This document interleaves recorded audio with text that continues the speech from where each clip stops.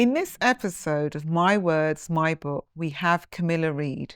Camilla has written over 200 books, including the Pip and Posy stories and the Peekaboo series, as a passionate campaigner for shared reading. She believes that the daily habit of cuddling up together with a book, even if it's just for 5 minutes, is the key to a positive school experience and to better life chances. So, Camilla, why did you become an author? Well, it mostly happened because I had a daughter, and I had her, and as she grew up, I started to read to her, obviously, and found that there were books missing from our bookshelf that I thought she could do with, and so I wrote them. I thought that there were things that she would enjoy, that she was obsessed with. I remember she just as at that sort of 1-year-old moment, she started to be really interested in shoes, because you're just starting to begin to walk. And she loved putting on shoes, taking on off shoes, trying on grown-up shoes, walking around in them. Her favourite were her wellies. And so I wrote a book called Lulu's Shoes. She isn't called Lulu. I was just about to ask that question. No, she's called Lenny, but I used to call her Lenny Lou.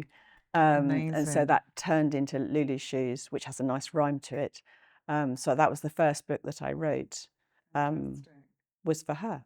And how long ago was that? That was in 2006, 2006, and then it was published in 2007. Nearly 20 years. Yes, she's 19 now. Amazing. And what is your favourite children's book that you have read, Camilla, either as a child or an adult? Oh, Laura, that's like asking a mum which is her favourite child. That's such a hard question. Well, I'll give you two then. You can say one as a child and one as an adult. Meanie. I had loads of books that I loved, and I think that you love different books as you grow up. I can't choose two, but I loved, okay, I can rattle off. I loved Dr. Seuss, I loved Winnie the Pooh. And then as I grew up, I loved Richard Scarry books. I loved The Lion, the Witch and the Wardrobe, books which just transported me into another world. And then, of course, when I had kids of my own, I then discovered a whole new round of books, which I then enjoyed in a different way as a mum. And again, those were, I look back at those books with just such fond memories, because they remind me of when my kids were little, and that amazing experience it is reading a book with a child. Which I think leads us on quite nicely to this beautiful book, Dot in the House, illustrated by Carly Gledhill. That's right.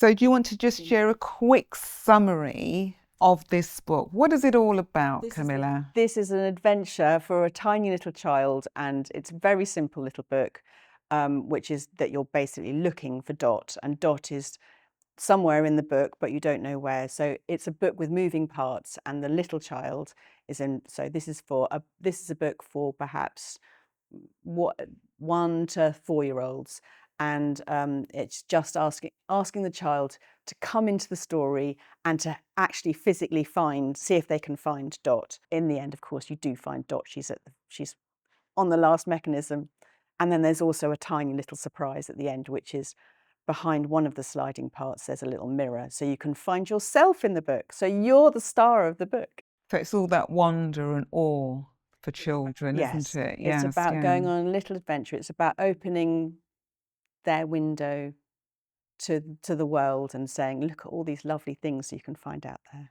And what I love about your books, Camilla, is the way the cause and effect is that the children can, a child reading the book can actually physically go through and make that movement in terms of their hand and eye coordination, which I think is beautiful. Yeah, I mean, that's part of the reason I started to write, is I thought there was a real opportunity to get kids even more involved in the story. And I think that if a child is asked to use the book, that makes them feel really powerful and really involved in the story, and that they have agency in the story. And I think they quite like showing off to their parent. When they've read it a couple of times, they know how it works, and they're kind of like, stand back, I can do this. And they can move it, and they can find the characters. And I think that's incredibly empowering for a child. Absolutely. And I think, although the book is for children aged 1 to 4, I think what's super important for older children in Key Stage 1 and Key Stage 2, using this book as an example in terms of how to write children's books, because when I go into schools as well, and there's always one child who runs up to me and shows me a book that they've written and illustrated themselves. Yes. And it's a similar type of book that they've written.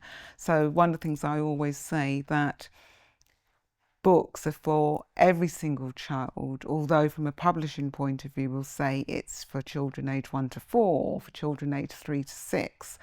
But I think it is super important that every child, irrespective of their age, enjoys a variety of books. Yeah, like a bit like nourishing food. It's important that you get a range of food, and I think that's the same with books. That you have books that you have information books that fulfill that side of your life. That that's those sort of interesting books that have facts and figures, and then there's books that are maybe simple and fun and just really joyful. And when you're learning to read, returning to a book like this, where the words, where the story perhaps, and the words are quite simple, it gives you great confidence as a new reader, as a if you're starting to read at 5, 4, 5, 6, to have an easy book to read is actually incredibly confidence building. Fantastic. Absolutely. Absolutely.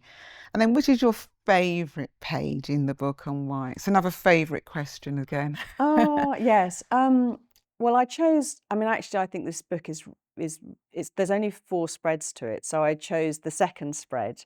And I just think that the balance of colours is really beautiful. That I just think that Carly, who's the illustrator, has done the most beautiful job. And you're just looking for 2 characters. You're looking for Sam on the left-hand side and Mouse on the. Oh, well, you find Sam and Mouse, and I just think that it's really surprising and really beautiful. So I chose that one because it's just lovely, I think. And I love the way that Carly's really done it, and and also to the design of the book, the colours, which I think the children would be able to, any child would be able to engage with. Yeah. I think it's just it's a beautiful book, and we always need to give a high five to all the illustrators out there who bring as authors our work alive. Completely. Give them their flowers, the illustrators. I actually write very much with the illustrator in mind, and I look at her before I start writing. I will have looked at Carly's work and seen what I think, and gone through it and see what I think are her strengths, and the things that she's obsessed with, things that she loves drawing. And I know that she loves drawing. She has lots of organic shapes, lots of plants and natural forms through her work, as well as really cute characters. So I was sort of thinking of a way of trying to use those strengths and those obsessions and those things that I know she enjoys doing, in combination. We also use the pink, which is matching your jumper really beautifully, Laura. So we've used this neon. It's called a 5th colour, a special colour, which we put on the book. So that kind of works really naturally with her work too. So we've scattered that and sort of sprinkled it across the whole book so that it really pops. So visually, particularly for very little children, it's a really sort of eye-catching experience as you read. It's all about wonder and awe again within the book, how that the illustrations have come to life, so to speak. So Camilla, what question would you ask yourself about this book? When I was writing the first book, the question I asked myself is, what's the next one? And what's the next one after that? Which is the question I always ask, because I always like to think, if this book is really successful, how can it turn into a series of books? So that's the question I did ask myself. And so there is another book coming up later on in the year, which is Dot in the Tree. Dot in the Tree, yes. wow. So any spoilers to share with the children at all about that book? Any spoilers? Or is it top secret? No, it's a different colour neon. It's an orange neon this time. No, it's a very similar thing, but because the book is very much about rhymes, and so you're looking for things. So you'll say, is who's in the pram? Is Dot in the pram? Who do you think's in the pram? No, Sam's in the pram. And who's in the house? Is Dot in the house? No, Mouse is in the house. So you're just looking for, you'll get presented with an object, a thing, a tree, or a tree. Who do you think's in the tree? Is Dot in the tree? No, Bee's in the tree. So it's really, there's not many spoilers because I set it up for the child to guess all the time. But they set it up with they start to realise it's going to be a rhyme. So, and I think that's really helpful for them because they can guess what's going to happen and then predict it, and tell their grown up that they're reading with, I know what it's going to be. Amazing, fantastic. Well, I'm looking forward to the sequel, Camilla. Yes. So what do you want children to get from Dot in the House? I want them to trust and pick up this book and think, this book looks fun. And this book is going to take me on a journey that's going to be fun. And I'm going to be entertained for the time that I read this book. I'm just going to have a great time. And obviously, and then when they finish it, I want them to think, where's the next book? What's the next book I'm going to read? That's what I want them to think. And it doesn't have to be my book. It's just somebody else's, but any book. I just want them to keep reading and keep reading. That is an excellent point to finish on. Fun. It's all about fun, isn't it? And I think we really need to make sure that that's woven through books, is that fun element, that the child has enjoyed the book, more importantly. So thank you, Camilla. Thank you so much for coming along today, for being a part of My Words, My Book. It's been a total joy. Thank you so much. So you can read The Dot in the House. Remember to use your local library if you can. It is free. As I always say, keep reading.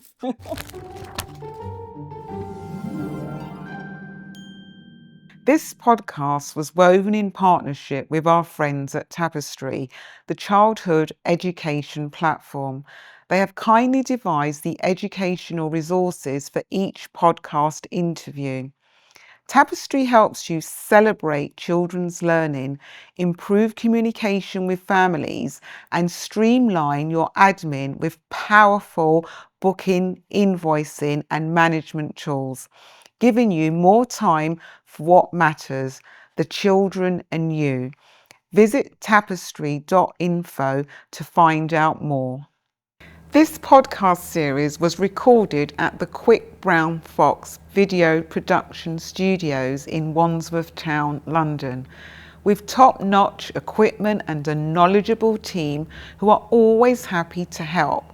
Recording our podcast has been a breeze.